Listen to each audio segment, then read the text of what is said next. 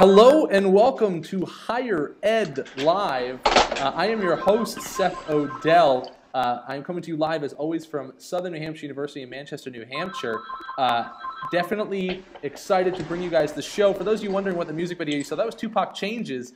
It wasn't an ad. It's Tupac Changes. Why? Because we're talking all about Facebook changes today on the episode. Talking about what's been going on with Facebook lately, what it means for you and your institution. And I got two powerhouse heavy hitters for Facebook marketing to come join us and talk all about it. But first, as always, let's thank the sponsors that help make this possible. Higher Ed Live, we are sponsored by Integral, the creators of the Schools app on Facebook, a private Facebook community to boost enrollment and retention. New infographic breaking down student engagement on Schools app on Facebook. Well, that is out on Twitter. Check that out if you haven't seen it.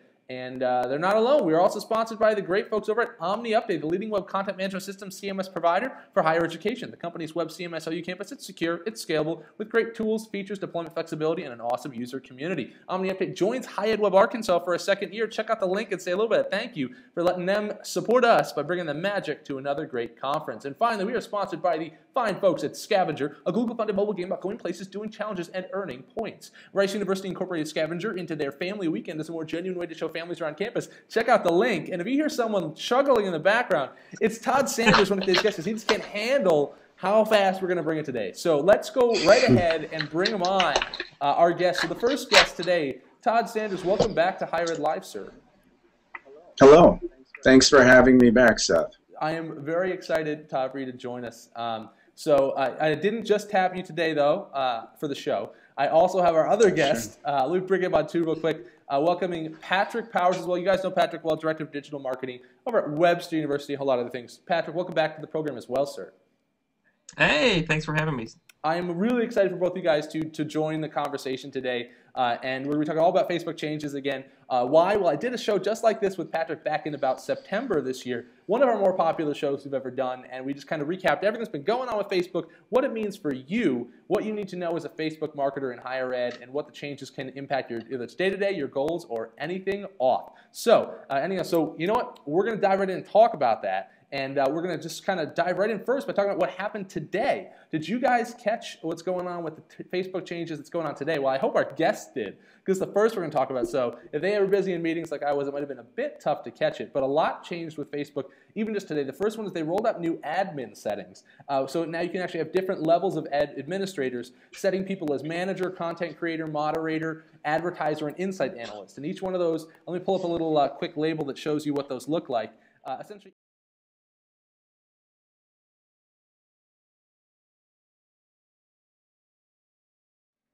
we got no audio there. I don't know why we got no audio, but we got no audio, so I'm going to pull right off that shot. Anyways, we have new admin settings. So let me throw it off. Patrick, you're up first. New admin settings, is that useful? I mean, it might be for big teams, but do you think it's something you're going to utilize, maybe setting people up with different levels of access? No. That's the short. I mean, that's the short answer of it. You know, but the long answer is that most of us are at institutions where we are one people team. You know, maybe two people if we're lucky. And so I don't know if user levels will really greatly benefit us in higher ed. You know, if you're at a larger institution or you're a large brand or a large company, I can see where that might be useful. But you know, breaking it down those multiple levels, yes, it's a nice feature. Maybe we'll use it, maybe we won't. But the reality is, it doesn't personally help me out that much. Todd, what do you think? Are you going to be utilizing new admin settings, maybe letting folks at different levels of access? Yeah, I like it a lot, Patrick. I don't really like the role designation. I'd like it more if it was a checkbox where I could check off some things. Say, for instance, my boss. To give them access to the insights would be nice, but to call him an insights analyst seems a little ridiculous. Right? Yeah, no, I agree with that. I think, well, yeah, Patrick, get back on, man. Let's weigh it in. And maybe Todd can speak to this. You utilize student employees a lot, right? I mean, I think if you start utilizing student employees in terms of posting to Facebook, I think limiting their access based on some of those roles could be great. You know, I'm just not there yet. Yeah, I totally agree, actually. That's the one thing I thought of right off the bat. It was student workers. Maybe that's a great way to utilize it. Or anyone else who maybe might easily break things. So I think it's useful. I totally agree with Todd that it's not necessarily the person's role, but if you just had essentially admin settings, that would be enough. They don't need to try and get clever and give people names, and also lock it into only certain settings that they get. But again, someone on Twitter already saying, I've already used the role for admins features since I have interns with access to the page. So it's another great example. Someone, you want to give interns freedom to do things. I have an intern coming in a couple weeks who'll be doing analytics for Facebook and different social media stuff. So it's a good example. Maybe I don't give that person full access, but I give them some. So that's a cool feature. It's something I think they should have had for a long time. But hey, Facebook, thanks for reaching out and making pages at least a little bit more functional. So yeah, a little round of applause for that. That's not the only thing that they announced today. They also announced scheduling posts. Now on Facebook pages, you can schedule posts up to 6 months in advance at 15-minute intervals. So there's a lot of questions with this. Is it useful? Why do we have it? And how's it going to impact Edgerank? Right off the bat, Todd, you look frustrated, buddy. What do you think about? I think you're going to schedule all your posts now, aren't you? This is the new thing, right? You're going to schedule all of them? No, I don't use Hootsuite. I don't believe in automation. I don't know, man. I think for some people it's awesome and they'll love it and they'll be able to step away from their Hootsuite. But for me, it really does nothing, and I'll never schedule a post that might generate any bit of interest without me somewhere close to a machine. Cool. Patrick, set and forget does not work. I'm going to echo that. So much I think of what people react to in a post has to do with context of what's happening that day, what's happening in that moment. And I think it's so hard to place a post in that context when you're scheduling it a week, 2 weeks out in advance. Yeah, it's I agree. I think that I'm just having a hard time figuring out when you should be scheduling a post. In general, I totally agree that if you're going to be there to engage or respond and ask questions, shouldn't you be by a computer in general or be available? That's one thing. The other thing is, if you guys, a lot of you know, we had the founder of Edgerank Checker on, back several months ago. Edgerank Checker is a company that literally just does like analytics for Facebook Edgerank, which weights when you appear in people's news feed, how high you appear, things like that. And for a long time, Facebook punished third-party apps like Hootsuite that were used to post. For scheduled posts because they felt it was inauthentic. So it does leave me with a bit of a question that's like, well, Facebook, if you thought this was a little inauthentic when other people did it, why is it not inauthentic when you do it? No, IPO. I don't think it has to do anything. Yeah, I think Todd's exactly right. It's the IPO. It doesn't have anything to do with authenticity. It has to do with keeping people inside of the Facebook platform. Because right now, that's the one place where they are generating revenue. If you are on the platform, you're seeing the advertising that people are paying to put up there. You don't see that in Hootsuite. You don't see that in TweetDeck, and so that's why this is my own conspiracy theory, right? That's why they're punishing those third-party APIs. Well, they still wanted that functionality. They still want to bring you back to the platform. They still want to serve up ads for Mountain Dew, and so this is where you got to be. Well, and now you're talking about ads, and again, why is that Facebook wants to make revenue? Clearly, especially now as a publicly traded company, that brings us to the next topic I want to run by both you guys too, which is promoted posts. Now this one is super interesting, and I don't know about this. If you guys aren't familiar, let me break it down real quick. When you put a post out as a Facebook page, it's not going to be seen by all your fans. It's just not. That's not how it works anymore. You might appear in some places, but getting in that timeline and that center spot's harder than ever. Again, it goes back to what we call Edgerank, which is, the weight, the affinity, essentially how relevant does Facebook think, their algorithm think, your post is to your fans. So even if someone's your fan, they're not seeing all your stuff anymore. Now that was one step that already happened that we all pretty much knew about. And if you check your page, I'm seeing my stuff being seen by sometimes as little as 15 to 35%. Not the reach that I always thought it had. Kind of surprising, right? So now Facebook has a new feature where you can pay to have your posts appear in front of more people. So I like to join right in, Patrick, because this is an interesting one that you're putting a post up and now you're paying to make sure that more folks see it. What do you think? I like to, when I see that box that says promote, I like to think that it says how lousy is the information that you're posting right now. And it gives you a little dollar amount. Like if you're posting some really crappy information that no one's going to care about, no one's going to share, like, or comment on, you can pay to put it in people's streams. I think the fight around that is to, put better content out there. But we could always do this, man. We could always make ads that promoted stuff to our fans. What they're doing now is they're making it so damn easy that you click here, you put $5, you put $10, and you watch your little numbers grow, and you get to see how many people are coming.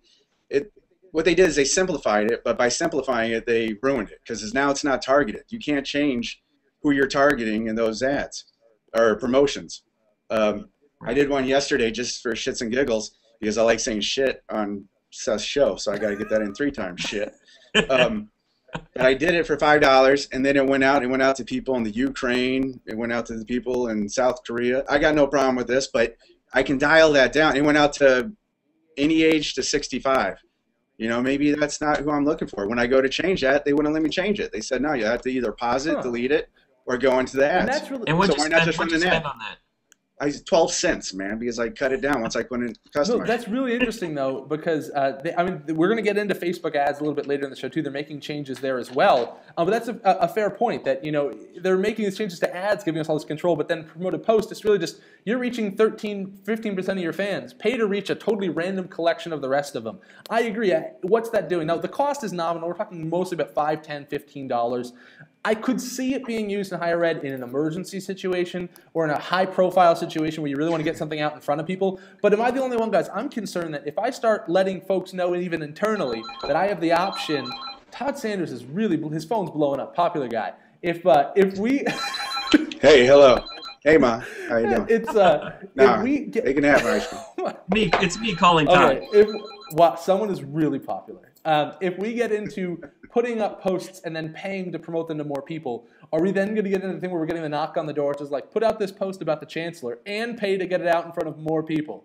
This one's got to go out to more. Again, it's really good, but it also makes me feel a little bit uncomfortable that are we now just going to keep paying for access to our fans? And, we always say, well, Facebook's ad supported, so that's okay. But now is there literally a cost barrier between us and reaching the very people that have liked our page? I don't know if this is the first step. It makes me a little uncomfortable. It is what it is. We don't have control over it. So I could see using it, but I almost at a principle don't want to. Yeah, I don't even think it's the first step. I think it's like the 50th step down this road to monetizing this site. Yeah. It's sorry, I just wanted to say too. It also lists you as promoted, so it's not like your fans don't know. They see it as a promoted post, so they see that you're in your newsfeed. So great point coming in on Twitter, coming in from Neil. So he's saying, the more you pay, the more you potentially annoy or lose your hard-earned likes. Could your fans look at that and think you're spamming them? Because I feel that, because one thing that's going to happen with this, guys, a key note is when you promote your page posts, they're going into mobile now. So this is the first time mobile ads are going to appear in your user's stream. So if the first time your mobile users see an ad in their mobile stream and they're annoyed by it, it's from you, is that actually going to be getting you the positive results you want? Or is that going to get you a negative result? Because they're going to connotate you with the first time they've ever seen ads in a mobile center stream experience on Facebook. I think if the thing that you're promoting is awesome, then you're just getting awesome. But like you said, if someone says, "Hey, we want this post to be front and center," and it's horrible, and you're paying to place it everywhere, you're just doing damage. Yeah. But I mean, this all could be done before. They just made it the potato chips of advertising. It's really making it easy for anybody that has a credit card connected to Facebook to put an ad up really quick. Or Facebook credit. Ooh. Is that at Target? That's at Target, right, in the checkout aisle. Yeah. It's something. It's we're gonna. Home Depot takes PayPal. That's a fact, dude. PayPal's gonna blow up. Yeah. It's anyways, it's an interesting area. If you guys are going to be working on it, let me know. I put out a step-by-step guide, just another one online about a little more information about it, but I'm definitely waiting it out. So listen, Patrick and I want to get you guys into the big thing that we're really talking about. One of the big ones is the timeline for pages. This was a big change that happened since our last show on this. Everybody's pretty much there. As we get into this, there's a lot of elements to it. Patrick, let me start to you first, and then Todd. Just in general, what was the experience of your page going to timeline like? Was there anything major that you guys are doing with it? Like, what was it like in general going through that process? Yeah, we switched to timeline voluntarily, so we did it pretty quickly. I think within 24 hours of it being available, we switched over. The greatest thing that we saw, we had built a custom application that was the default landing tab for non-friends, right? So if you didn't like Webster University, you would land on a page that would say, here's kind of what we're all about and some of our most popular things that would drive people to the web. Well, when Timeline flipped on, we lost that as our default tab, and we saw traffic coming from Facebook to our website cut by about 75% in terms of people coming specifically from that custom application. So we really lost a great opportunity, and I think it was with good reason. Facebook doesn't want you leaving the platform, and so people were building these great custom applications that were pushing you outside of Facebook, and well, that's not what they want, and so the priority for those applications was demoted, and we saw the results in really plummeting traffic numbers. And I'll say just for us real quickly too before I throw to Todd, that you hit on one key thing, that the customized tabs you can't open on anymore. That's a big change that went through. At SNHU we had a tab design that would push you to like the page, and you could inquiry and do a whole bunch of things. Pretty much not functioning. It's changed that. Is that a good thing or a bad thing? On a business level, landing on a tab instead of a page, I think could help push business objectives and/or push likes, especially if you hid a coupon or something good underneath the like tabs. You had to like it to get access, all these things. But I have a feeling at the end of the day, is it just really worth it? We're running ourselves in circles by trying to drive people to like us, but then putting up these hurdles that they have to cross to do that. There's a lot of businesses that made a lot of money doing custom tabs. I have a feeling they're kind of pinching pennies right now. But I don't know. It's been something I never really was. I was never sure how I felt about, but it took that feature right away, which was interesting. So Todd, let me throw to you for a second, man. What are all your thoughts first off the bat before we dive into specific details on timeline? And since you've had it for a while. I love it. We didn't have any custom applications or tabs except for a visit thing that was just that whatever Facebook, FBML, blah, blah, blah. So it wasn't really a loss for us. And if there's something that you want to highlight, you can pin it to the top now. So there you go. Just keep your content fresh. Why keep on sticking people on this app that you built? I don't know, man. I really like how it's put the focus on the conversation that you're having. I mean, your app that I don't know, man. I don't want to dog on Patrick, but I'm saying it did good for you. You can dog. It gave you, all this stuff going to your website. But man, for me, I'm not a big fan of the website, dude. I'm a big fan of the Facebook. I want them to stay on the Facebook. I want that to be the place. Right. And see, I take a slightly different approach. I think that the valued content that we're putting out there and that we are sharing comes from our website. We put valuable content straight to the web all the time. If I had my druthers, people wouldn't use the Facebook. They'd just come to our website. That's the one place where we can control it. I work on behalf of this institution. It's the one place where we can control all of the information that's out there and can provide a great experience. Don't get me wrong. I love Facebook. I love using Facebook, and I love the conversation that happens there. But at the end of the day, as someone who's marketing an institution, I need someone to take some action. Whether that's grow an affinity for our brand or apply to go to school here or make a gift here. I want them to do something at the end of the day. And I think that liking your Facebook page and engaging on your Facebook page and posting on your Facebook page is something. Yeah, but I'm not here just to run a Facebook page. Right? I am. I'm here to run a Facebook page. No, yeah. To weigh in a little bit on Patrick's side, but both, I want to bring up a point further with Facebook changes. I agree. For me, I have very clear business objectives at SNHU that we have to help support. I mean, we are growing very, very rapidly, and social media is one way that we're helping to get students in. So there are new challenges. That said, I just want to bring up something. I don't want to get off the topic timeline. We're going to get right back to it. But one interesting thing that's happened recently with Facebook changes is you can now message a page. You can now send messages to the pages that you like. So one thing Patrick's throwing out there too, like you said, I need business objectives. I need actionable things. When people ask questions of us on Facebook now on our wall, and they ask a question, I answer it, I give them all the information, I say, hey, if you want to chat with someone, you can message us here on Facebook. You don't have to call us or give us your email. And what happens is a lot of times I'm generating leads through Facebook messages because I'm talking to people on the wall. They're feeling comfortable with us. They message me a private question saying, well, what about, this is my grades I got in high school or something. And I'm able to utilize a new cool feature on Facebook, which is messaging a page. And I can generate leads because students feel safe. So, I mean, now with the admin settings, it's even better. But what I have folks in our admissions team who are queued up on our Facebook page, I just send them an email. I say, FYI, I've chatted with someone. I can't really take them any farther because this is your world. You know more. They jump in, give them more information. And we can get someone all the way to inquiry and app pretty much right on Facebook. How many people have messaged you without you asking them to message you? Oh, we probably get 10 messages a week. Out of that, maybe 2 are like relevant to students. A lot of times it's just random questions. People posting things in a message that I think just as easily could be posted on a wall. But probably that's about half. Maybe half are totally cold.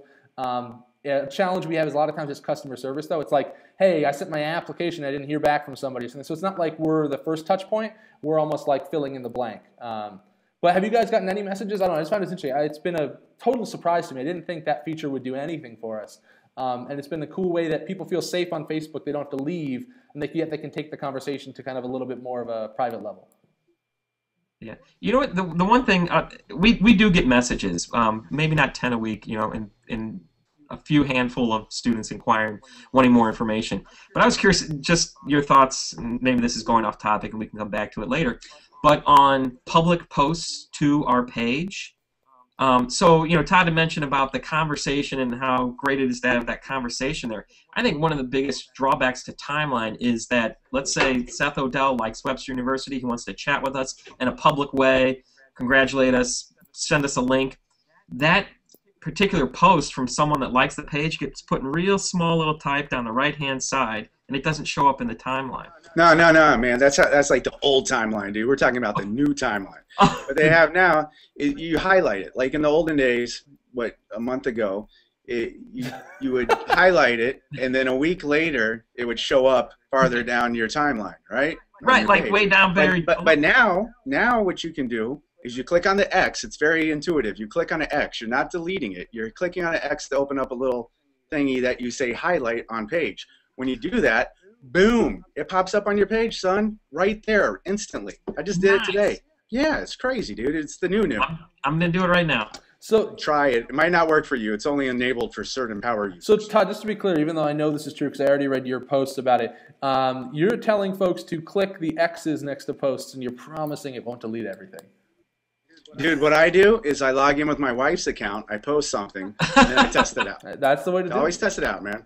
Test it out with your wife's account. Yeah, no, I totally agree. So that's interesting. So how often, Todd, are you using that feature in like pinning posts or putting posts up towards the top? Ooh, some of them I have to hide from the page because we get spam. I don't know if you guys are getting spam, but we get spam, so I definitely check it out, and I put those in the hidden from page deal. And to say how many nuggets of gold everything is allowed to show up on the page, and it does eventually down the stream. But if you want, there's some golden one yesterday went to the Founders Association, learned a lot about the need for scholarships from a community member, recent graduate, and I said, dude, I'm highlighting that once I get to work. So boom, highlighted it this morning, boom, pops up across the timeline or the top of our stream. Am I right? Am I wrong? Todd, I just did it. You're right. Bam, winning. I'm gonna bring that back too, bud. It gives you two options. One, you can highlight it on the page, which puts a star on it, makes it real big. Yeah, there's another one that just says allowed on page, which is that shows up later. That shows up later. The timeline. Yeah, later, but yeah. Yeah, it's the web be crazy. Well, so let's go up to some other features with switches to timeline. Then, question, this basic question: have you guys seen any difference in like the volume of posts or the volume of engagement since switching to timeline? Have you guys seen any like a difference in how many people are posting on your page, or is that pretty much staying the same, just coming in a different format? I have not seen much of a change at all. What I have seen is I like it, man. It's really hard. I don't know about you guys, man, but since we do this all day, every day, or I do this all day, every day, and it's like kind of what I do. Even on days off, this is what I do. And the changes that Facebook makes, as drastic as some people make them out to be and make their little page about anti-timeline page, join our cause, everything within a 24-hour period, man, it starts making sense. And the stuff that doesn't make sense, I mean, Facebook isn't stupid, man. They're evolving as we evolve. And as they give us something, and I swear, every time they make an update, they do something half-assed just so people can bitch about it, and they already got the fix, man. And then they flip it on, and then everybody's like, oh, okay. And then it's all smoke and mirrors, man. But as far as like on the actual page and seeing pictures nice and big, man, I'm loving that. I'm liking it on mobile. Ever since they bought Instagram or whatever the hell's going on, I'm seeing more value given to content that is imagery, and I think that is awesome.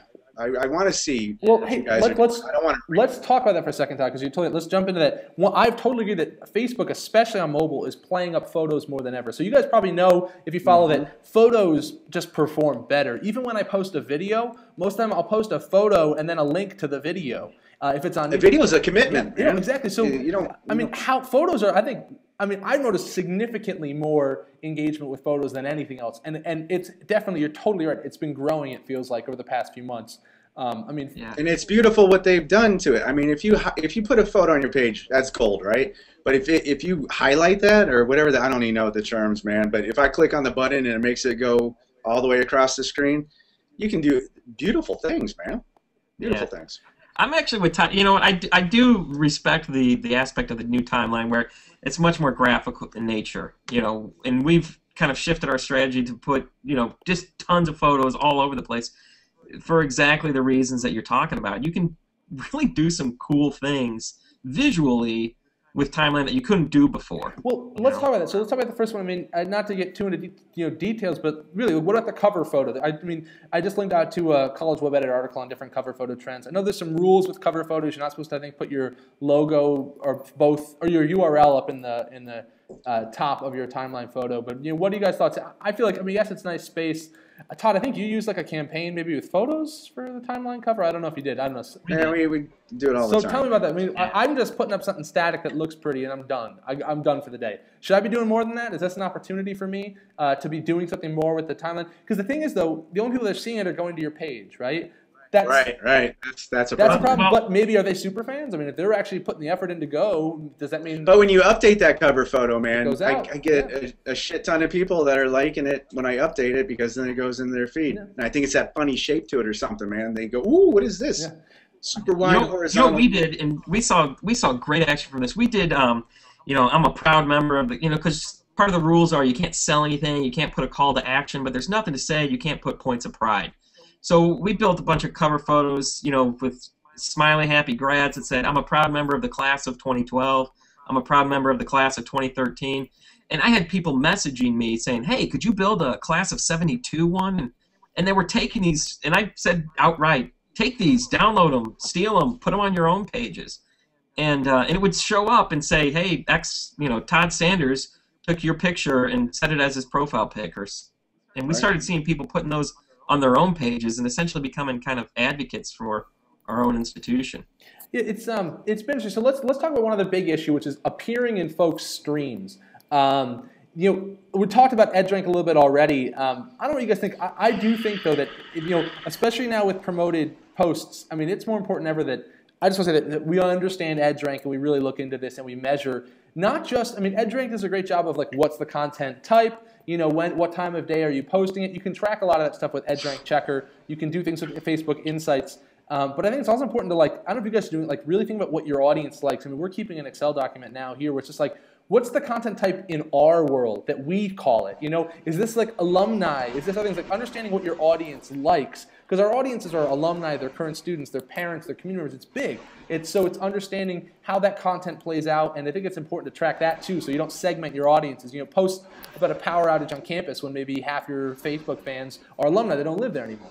Yeah, but you can target it by location, man. You can put that post just to Green Bay, Wisconsin. You're absolutely right. You can definitely don't have to worry about and I think that's the point. That's the point. I think that we have to be more conscious than ever of things being able to post like that by geographic content, which is the only way you can really focus it, but is an important one. But also thinking just about what else is working. I mean, I think it's really more important than ever that we think about the content we're actually putting out there, because there's no way to game this anymore. And I really do think that, like, their streams are getting. Do you say there's no way to game this anymore? Yeah.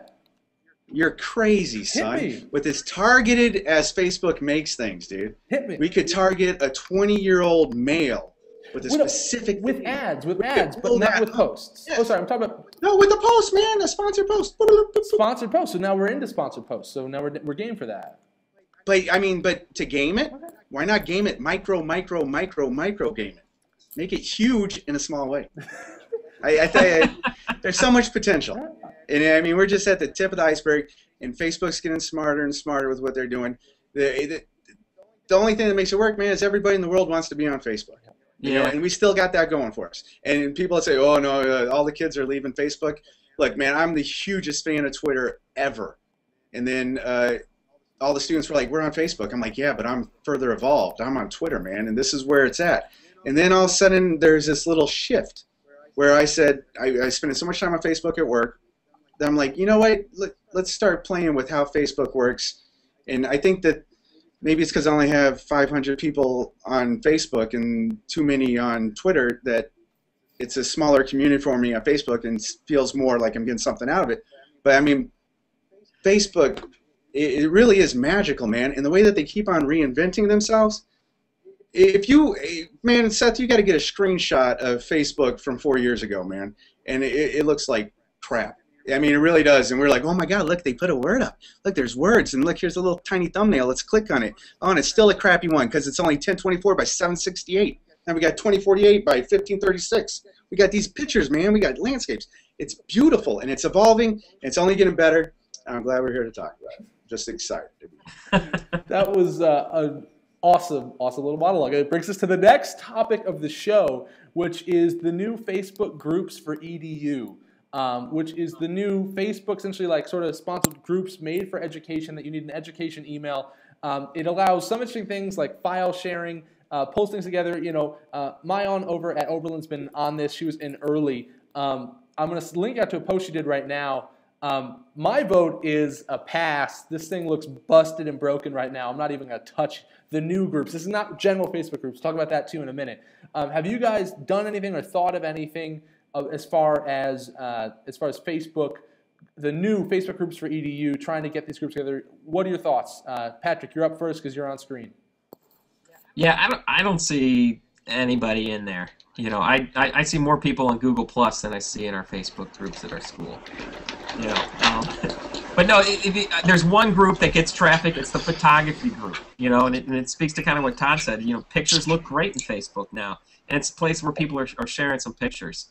But beyond that, I'm just not seeing the traffic at all. So, Todd, any thoughts on the new? I joined a bunch of groups trying to stir up some conversation and get people talking. I started groups for our own team, and they wouldn't even join. Todd, any thoughts on the new groups for EDU? We were late to arrive to the party. Oberlin was on there, I think, 8 years before we got there, so we were relatively new to it. I guess when they did the general release to everybody, we got invited. And on I don't know, first, I think they did it on a Friday, and then by Monday I was seeing it blow up. So I started one, and I started another one, and then I haven't seen the traffic. After that initial 4-day period, kind of tapered off. You know, I started getting people requesting to be in the group, requesting to be in the group, requesting to be in the group, added them all, and after the week it was over. And now I already got, it's a duplicate group of something I'm already doing with people on campus, so it's a mess. It's like stepchild type thing. But I'm digging that they're going back to the, and look, this is the cool thing about it, is that we have all these official groups where we're the admins and we let the kids in, we check them out, you know, and okay, you're a real student, we'll let you in, you know, but the spam assholes get in there anyway, right? Someone inevitably clicks on an approve, and then you get the room surf you whatever the hell that crap was. At least now with that, having the .edu extension, at least there are kids. But if we're not the admins, so be it, man. If they want to play around on the web, let them have it. I'm totally cool, man. If nobody goes there, that's fine. But I think it's cool. I like how Facebook kind of got back to their roots for a little bit. You know, that's cool. And I'll say, how many shares do you have in Facebook? Shares? Yeah. You mean like singers? Oh. Yeah, like ownership. Sonny Bono. Right. Yeah, you are definitely turning a Superboy fan, but that's okay. It's okay. Patrick and I will pull you back down to earth and have this conversation with you. I agree. I mean, Maya on the way in, obviously on Twitter saying the same thing. She hasn't changed her mind about Facebook groups or schools find them painfully exclusive anti-community. Let's talk about the regular groups. How are you guys utilizing that? There was some changes we're talking about. Obviously, they did light things. You know, they did the timeline style cover image. You're able to kind of give users a prompt as far as what the group's supposed to be used for a little bit. Some light things, but a lot hasn't changed. Are you guys still doing, obviously, groups for incoming classes? You know, the other things that have become kind of the standard, kind of the norm for what's been going on in higher ed lately? Is that still coming out the gate for you guys? Or is the traditional group still on your radar as being an important component of Facebook? I put everything on a page. If I'm going to put it in Facebook, it's going to be public. And so I don't do a ton of groups, honest with you. You know, we set up groups for incoming freshmen, but we also build a private network and find people utilize that just as much, if not more. And, you know, the people that want to engage with us on Facebook traditionally are doing so right there on our institution page. The class of 2016 group, you know, we never did groups before the class of 2015. The kids always did them on their own. And I would monitor them and see how things were rolling. That was fine. But the class of 2015 group, the students never made, so we made it, and we had great success with it. We had incoming class of 900, and I think there's 1,100 members because that's also ambassadors and some other faculty, staff people. And the same thing's happening with the class of 2016 group. So it's kind of new for us, and I'm loving it. And as far as me using groups, if Facebook didn't have groups, I'd probably be out of half of my conversations on Facebook because I use them as a, there's secret groups, there's double top secret groups, there's upside down groups, there's around the corner groups. But these are all places where we go to hang out, man. I mean, like Google Hangout. Yeah. No, but it's really cool, man. I dig the group mentality. I like how I can shatter this massive amount of people into a smaller amount of people and start having those real conversations. I kind of wish that Twitter lists would turn into somehow a Twitter groups, and we could limit that to people, and then we could have these little hives of love. Because once you have too many honeybees, man, they're going to start eating each other. Dude, that's like the second time someone said that to me today. What about honeybees? Yeah, no, that's actually not true. I made that up. Okay. But I would totally agree about groups. I'll just wait on one quick thing too is, the thing about groups that I like is I feel like, especially for the class ofs, students are more likely to talk to each other. And when it comes to traditional campus, things like I'm going to this open house, or once you're accepted, things like yield, yes, I'm going to be going, who's going to be coming to this accepted students day, things like that. Now you're showing up and you think you have friends. People go to school where they feel comfortable and welcome. I think there is opportunity there as far as hitting back to the business objectives that Patrick's been kind of hammering on a little bit earlier. I think that's the kind of thing that ties right in with getting students feeling uncomfortable at home before they decide to commit. They stay with the group, man. I really thought, because 2015 was our first year, so it was last year, this time we're cooking. And I said, once they get to campus in September, man, this thing's all going to dissolve. It's going to go bye-bye. They're going to make real friends, and they're going to move on. But at least our students, they didn't. They said, hey, I'm going to this. Let's all go. Let's do a little meet up here. Let's do this. I'm thinking of dropping out. Hey, why are you thinking about dropping out? Hey, did you ever think about getting into Habitat for Humanity? And there's this whole little, it's good, man. Yeah. I like it because it takes this larger university and it makes it just for that class. Not saying that they're not with the other kid and they're going to go out and evolve, but it's from a nice little group. From a administrator, like manager standpoint, do you think we really need to be involved in that, though? I mean, these groups are going to set up and students are going to set these groups up regardless of whether or not we do it. Do we even need to be in that place to begin with? Ask me how many times I commented on the class of 2015 page. Hey, Todd, how many times have you commented on the class of 2015? At least 1,000. They love me. No, I didn't comment many times at all, man. Maybe 4 times. And then I think in the class of 2016, I'm up to 2. And that's just, we list student ambassadors in there, and we don't have an online ambassador program, but it's part of their job, or not part of their job, but it's part of what they do, man. It's something that they're really good at doing is talking to these students. Yeah. So they're on their tours, they're on their thing, but dude, get in the group. And then there's, the big fear was they're going to keep on spreading misinformation if you don't, monitor it and get on top of it. No, man, let them spread the misinformation, because then guess what happens? Next time that they find out that it went boom because Jenny, whoever, said something bad, they're going to trust Jenny, and then they're going to correct Jenny. I mean, we're good at this. We're humans, man. We can communicate. Spread misinformation, people stop trusting you. Boom, done. Move on. So you've never seen Lord of the Flies, clearly. No, I totally Piggy. I totally agree. So it brings up some good points. I think it's really interesting. And I definitely think there's some really interesting things going on with that area. I want to ask a quick question because I don't know the answer. Moonball threw it out there earlier. Is it possible in a group to post as the group, or do you always have to post as yourself? Just like a page can put a post up under their name, can groups do that? I don't think so, and I don't know. I'm gonna throw it out to you guys. I don't think a group can do that. I think you have to post as an individual. I don't think the group has an identity like that, but I don't know. My vote is I don't think so, and that's all I got. Todd? I'd say I don't think so, man. But third vote for I don't think so. All right, we got 3 I don't think so's, and that's which means we have no answer. It's a hat trick of no answer. We apologize for not being the experts we thought we were. You've deflated our egos entirely live on air. We are. I'm gonna say no. I'm gonna change my mind to no. I'm gonna say no. Over. Yeah. Okay. You say no officially. It's on officially. Say no. no. Okay. And of course, Mayan weighs in with no. You can't.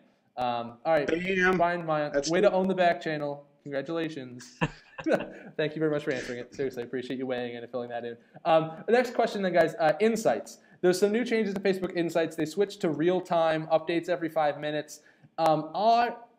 How much have you guys noticed a change? I'll be honest, maybe I'm just not using enough of it, but like I don't need real-time updates that much. It is helpful sometimes with a big post to watch it grow, but it's not like I'm going to take a post down if it doesn't perform. I saw some bloggers talking about that. Put a post up. If it doesn't work, take it down. But they did not say that. I've seen several bloggers mention that. It's like, well, now that send me that. I want to comment. Yeah, I will gladly send it to you, and you can comment. And then I'm going to take my comment down.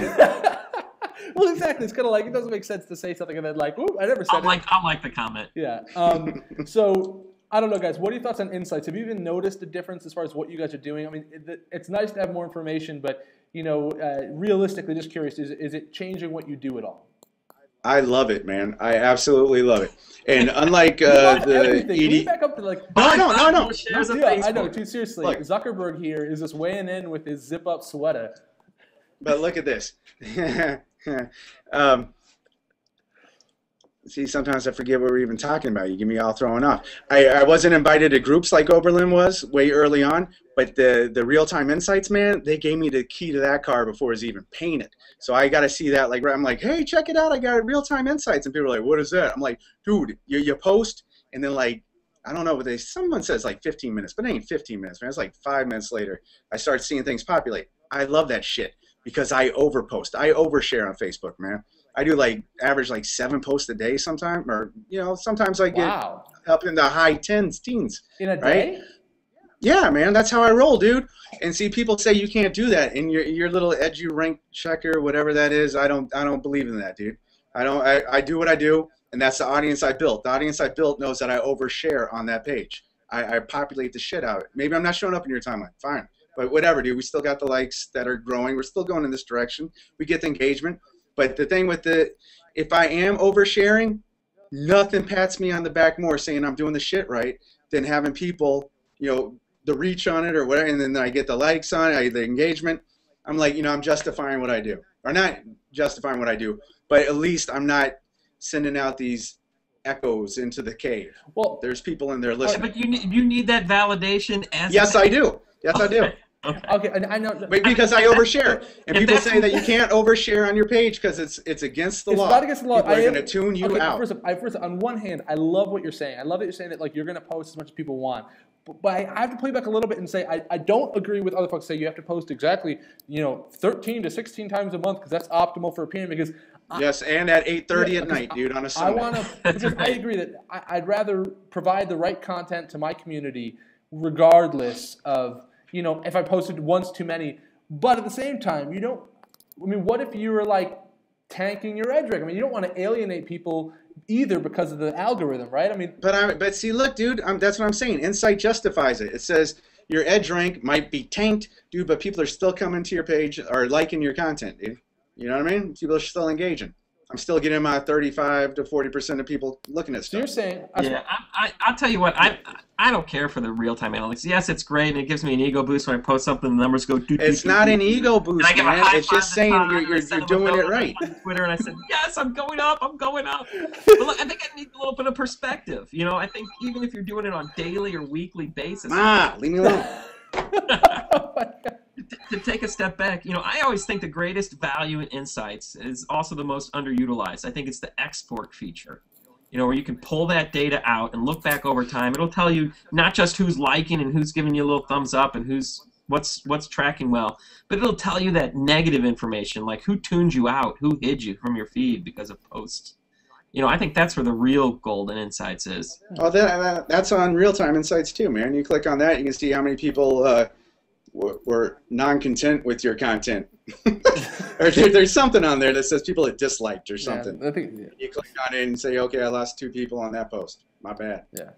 It's relevant. So listen, since we're all talking about managing pages, and let me just throw another one. Have you guys downloaded the Facebook Pages admin app yet? Yes. This thing I love. It gets you push notification for posts to your wall. You can access all your pages and do all that stuff that you used to only be able to do from a desktop, and now you can do it right from your phone, which if you're obsessive like me and you want to have this thing go off at 2 in the morning so you can roll over and check it and then have your wife yell at you, it's easier than ever because now you don't have to get up and go to a computer to respond. Have you guys downloaded? Patrick, you said you did, so what are your thoughts?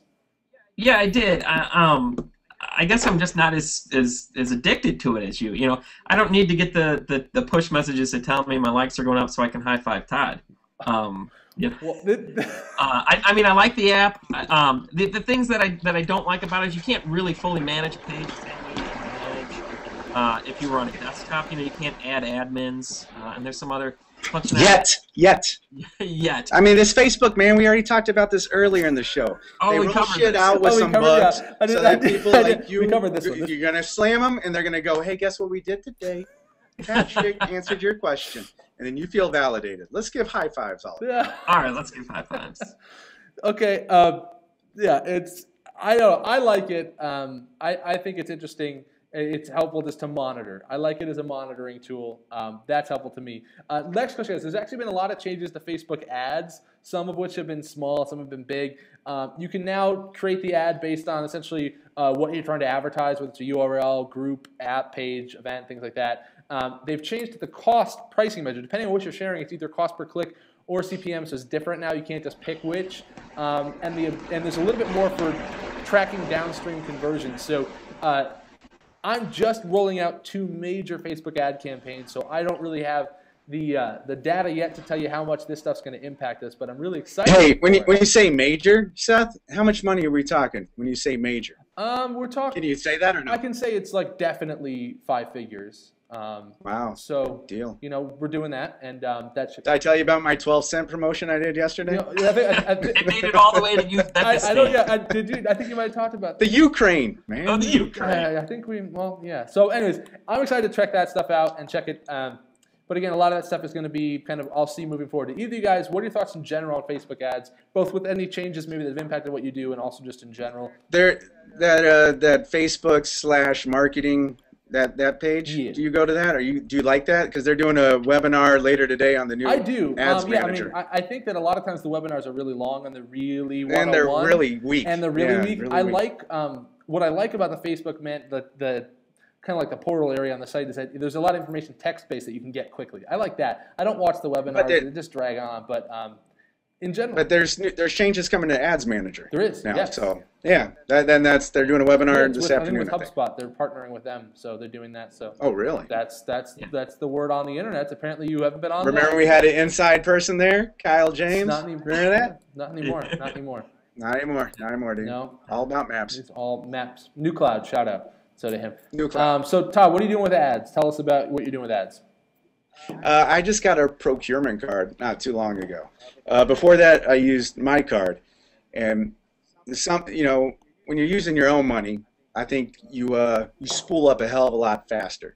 You know, because you're like, no, I want to know where every penny's going and all this stuff, right? So now I got this procurement card. So now it's making it kind of like yesterday, man. I don't know if I'd have pulled out my American Express card to run that little promoted thing, but I was able to do it because I got my card on file now. I'm not spending tons of money. I don't think I'll hit 5 figures by the time I retire.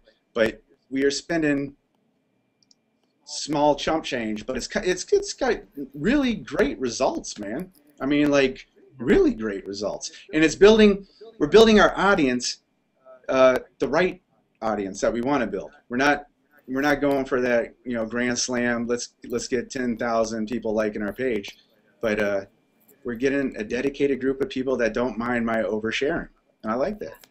Yeah, I'll actually echo Todd on that. I mean, I think some of the beauty of the changes with ads is that you can get so targeted. You can really reach those very specific people. If I'm looking for, a X-year-old living in the Ukraine, I can reach out to very specific people targeting with those ads, and they're incredibly effective if they're done right. The problem is it takes a lot of time and a lot of effort to monitor those on a regular basis. I'd like real-time analytics on the ads. I could see that and making adjustments on the fly. No, it's pretty much real time, man. You know what I mean? No, that's what I'm saying. I like it in that, and I like it in that avenue. Because look, if you do it from a post on your page, you already got that real-time insight, son. You're there. This is Right. beautiful. Yeah, I will say. Buy it in stock now while it's low. No, I'm also going to be the guy who's going to about to get yelled at because a lot of the ads that I'm running are not just to push them to engage with us on Facebook, but I'm getting them off the page to do something else, land on our site or information. My big thing, I think. Wait, you're trying to meet a business objective? Yeah, I'm trying to meet a business objective. I know, Patrick. Me and you, the blue shirt crew, blue shirt crew is on board with the business objectives. It's zip up sweater that's weighing in with the crown. It's a social network, guys. A social network, man. It's like you're telling people bar closes at 10. No. You know, let's let them stay. Let's let them drink. I think you can do both. No, I'm saying the bar might close at 10 on Facebook, but I got a better bar here on my website. But you don't have the right kind of beer. I think at the end of the day, people see ads all over the place. If you can connect the right piece of information to them, then that's okay. One of the key things I love about Facebook is if you approach your ads not based on just your objective, but based on what information is in Facebook that can help me meet my objective. I mean, you can target some people that are say their employment status is with a certain company, or that if you're get a lot of transfers from a local community college, they went there and that they're of this age. So if you approach ads based on what information is available to you first, I think you can hit business objectives, and I think it's valuable for someone to see it. I do agree, Todd, with that. My thing is, at some point, social for social's sake isn't everything. I think you can do that and do social for business. Sure. And we can live, the three of us, in a kumbaya world, all happily and ever and after. Some of us happier than others. That's all I'm saying. We don't all have free cars, Todd. We don't all have free cars. Yeah. The internet's good, man. Yeah. So, the internet's a pretty wonderful place. Okay, guys, listen, we're pretty much reaching the end of the show. I guess, first off, if you're watching online and you think we missed something, let me know. I covered all the changes that I could kind of rack my brain through. It's been a busy couple weeks for me here, so I did my best to pound through all the changes I could remember. If I missed one, totally blame Todd in the back channel right now because he was my. They bought Instagram, man. Did we talk about them buying Instagram or no? Because I don't feel like that's going to make an impact on Facebook anytime soon. I think they're going to keep Instagram separate. It's going to make fit for a business. You have been noticing on your mobile device that your stream on the weekend is nothing but pictures from your friends. Have you not? Yeah. Or is it just me, dude? Maybe I'm the more visual crowd. That's not the Instagram team doing that. It's Facebook. Like Facebook's camera app is separate internal team. Yes, that's huge, though. They own it now, bud. I know that. They own it. I'm aware of this fact. I'm just saying. The Facebook camera. I'm saying it's huge. I'm saying for higher, they're going to weight photos higher. People are going to share photos more on Facebook. Yes, and it's our opportunity is higher ed. Get your ass out there taking pictures. Good pictures. Not a shit ton of pictures. Great pictures, man. A picture here, a picture there. Promote that shit. Tag yourself in this picture. Boom. No, I agree with that. That's a really great little thing. Tag yourself in this picture with your list and things. I agree.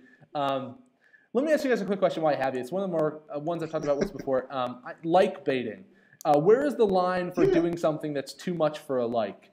Are there? I mean, I do think there's a line where at some point you shouldn't just make people jump through hoops like salmon. People evolve, man. You're talking about an admin who made the decision to like bait, and I know that you don't like it, but sometimes it is good, man. It is good, or the underscore shit. Today I had a great day on campus because of underscore. Yeah, look, I'm gonna tell you, it's easy. It's easy. I think that there's a place for that, and I think that admins evolve as they play with it, but their audience has to evolve with them. If right now all my audience wants to do is answer questions, then I'm gonna post some questions. If the insights are saying that the people are loving the questions and answering questions and putting in their stuff, then that's what we do. But I mean, I don't think you should go hating on people that like bait. And there are people out there that do it, and that's fine, man. Just realize, Seth, that they're not you, man. They're not everybody. I'm agreeing. Operates the same. You know what? I think that the core of what Todd says, I agree with, in that the audience is going to determine what you put on that page. They're going to be the ones that tell you, this is what I want your page to be about. And you might think my page is all going to be about Instagram pictures. And if they hate Instagram pictures, your page ain't going to be about Instagram pictures. No, I agree to an extent, but I gotta say, if you want to give people what they want, look at reality TV. Like at some point, you have to say that we're taking that. Like people want the lowest common denominator. People want smut. You're going to put up naked pictures because I bet you get a lot of likes if you put some boobs on your Facebook page. So like there has to still be a line. Maybe it's really far down there. I'm just saying I love AMC as a channel. Why? Because they put up really great content. I don't think in general they lower the bar as much. Like I do think there's something to be said about brand affinity and what do you want people to think of your institution as. At some point in the line, But I do agree. I'm not trying to hate on anybody. You know, I'm just trying to spread the love. I'm zen as heck this week, so I'm just trying to. Good deal. Good deal. But you know what? I mean, who's the one that says reality TV is so horrible? You know, who I think that was Seth Odell, dude. Like 2 seconds. Was that Seth Odell? I mean, the reality is, I mean, yes, you might not like it, I might not like it, but there are people that like it, and why is that a bad thing if they do? Yeah. Yeah, dude. People like boobs, dude. I'm just gonna go there. You know, it's something I wouldn't do on a university site. But Jesus Christ, man, we're humans. It's a social network. People are posting boobs. You see, what's this social cam thing, dude? Does anyone know about this? Because I'm seeing people that I know who are watching shit that they shouldn't be watching. Let me say this, Don't click on it. We just got a question in earlier. I think it was from Eric Olson, I think, who said, you know, what does everyone on the show want a change to be from Facebook? And let me just wait, because that's the one thing that's been annoying me with Facebook Stream a lot is here's the trending articles and trending videos, but you have to install an app to see it, and it's clogging my stream. That I hate. You copy and paste the title, you put it in Google, and you watch it. Boom! That's what I do every time. You can't track me, but Google can. So that would be my change. If I had to say one thing that I wanted Facebook to change, that would be mine. Todd, if there's anything that your perfect, precious Facebook that is so flawless as it is today was going to change upon your request, and they said, we'll find what's the one tiny flaw that you could find that you would like changed in your perfect, precious, beautiful Facebook? I just hope that they don't. Look at Apple, dude. Yeah, we were all Apple fanboys back in, or at least I was back in the day. But once Apple got to the point where everybody loved Apple, you know, then you started having Apple haters. You know, well, they could be doing better. You know, and I don't know. I just think that as Facebook evolves, as it becomes the end-all, be-all, as it goes up against this place where we are now, this Google Plus environment, I just hope that they continue to evolve, that they continue to do shit that pisses off the user to benefit the user. You know, if all those users had their say, we wouldn't be on talking about timeline right now. They'd just nix it. Hey, 60% of the people don't want it. Let's don't do it.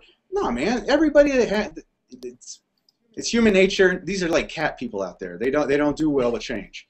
Let's just keep on changing, Facebook. Keep on changing. That's what I gotta say. Keep it fresh, dude. No one wants to do it. Look, for my job, if I had to do the same thing that I was doing on Facebook 4 years ago, I wouldn't be in this job because I'd be bored. I love the changes. The changes keep it fresh. The changes also keep some people less knowledgeable about it, so that there are, not that I'm an expert because it changes every day, but it always gives me something to look into, to play with, to try out. It's always fresh. And I think, you know, just keep it fresh. Yeah. Patrick? No, and the one thing, you know what, the one thing I would do is I would stop the scheduled posts. There's got to be some kind of way where Facebook knows that it's you at the computer and it's you posting. You know, if you're going to be in Facebook, be in Facebook. You know, and that goes for people representing institutions, universities, colleges, brands, whatever. You know, if you're going to be in that space, be in that space. But this might be part of that whole IPO deal where, hey, how can we get people off Hootsuite? How can we get people into our product? And so, hey, we gotta offer this, man. This is something that we're missing, and hopefully they weight it as bad, but just like they did with Hootsuite, right? It's all good, man. It's all good. Just keep it fresh, right? Keep it fresh, and try things. Try the schedule thing.